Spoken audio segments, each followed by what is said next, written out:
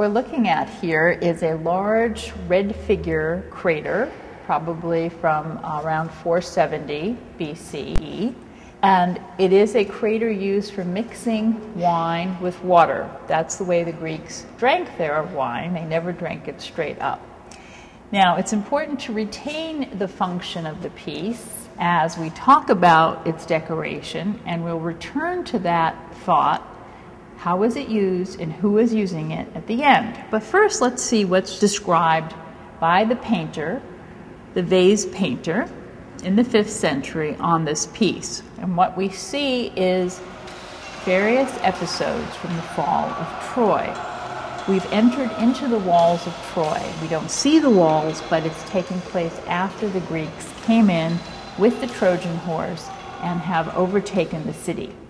And we first see here soldiers who are fighting, Greeks against Trojans, and we have one Greek and one Trojan symbolizing the general warfare that was taking place inside the city.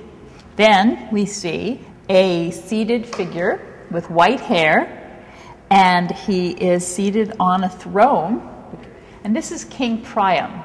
And King Priam is putting his arm out to stop the action of a Greek soldier named Neoptolemus. And Neoptolemus was Achilles' son. Neoptolemus has in his hand a small child, and the child is Astyanax, the grandson of Priam. And it looks from the action that Neoptolemus is about to beat Priam with his grandson over the head. But according to the text that describes this, Astyanax was thrown over the walls of Troy. But other Greek vase painters also showed Neoptolemus, the Greek, beating Priam with his own grandson. So it seems to be what we call a convention of Greek vase painting to show this brutality and this very climactic moment against the dynasty of the Trojan kings. So the next scene, we have a figure of a naked woman kneeling beside a statue which she is clinging to with dear life. And the statue, and the reason we know it's a statue is it faces frontally, it's still, and it's draped in what we call antiquarian or archaistic style. And this is the Palladian of Troy, the most sacred image of Troy, and it represents the goddess Athena.